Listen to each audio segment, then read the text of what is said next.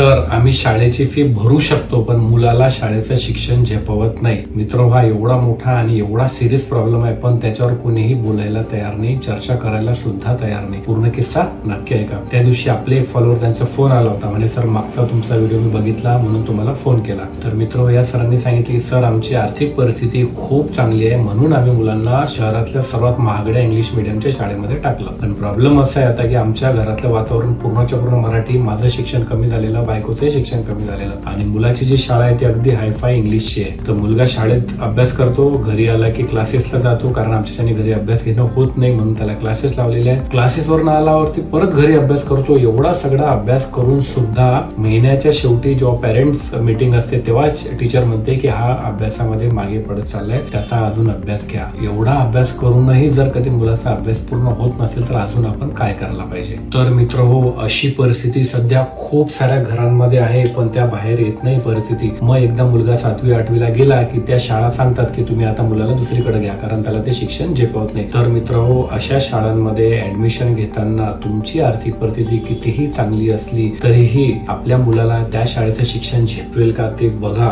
फक्त पीअर प्रेशरमुळे किंवा समाजात दाखवण्यासाठी किंवा स्टेटसमुळे अशा शाळांमध्ये ऍडमिशन घेण्यापेक्षा जिथे आपला मुलगा आनंदाने शिक्षण घेईल ती शाळा आपल्यासाठी महत्वाची. सध्या समाजामध्ये एवढा मोठा गैरसमज निर्माण झालेला आहे की मुलाला जर कधी हायफाय इंग्लिश मीडियमच्या शाळेमध्ये नाही टाकलं तर तो आयुष्य जगूच शकत नाही आणि चुकून जर कधी तो मराठी मीडियम मध्ये आला तर त्याला आयुष्यात कधी इंग्लिश येणार नाही. हा गैरसमज दूर करण्याची खूप जास्त गरज आहे.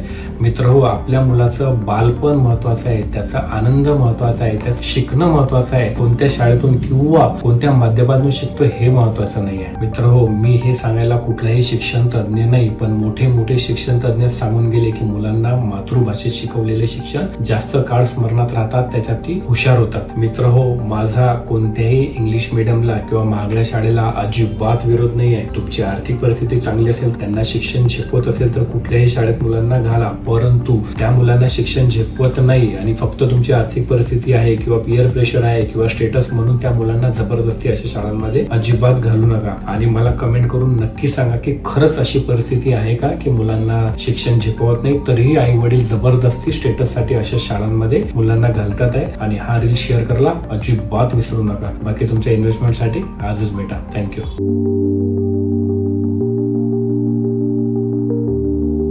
Mutual fund investments are subject to market risks. Read all scheme related documents carefully.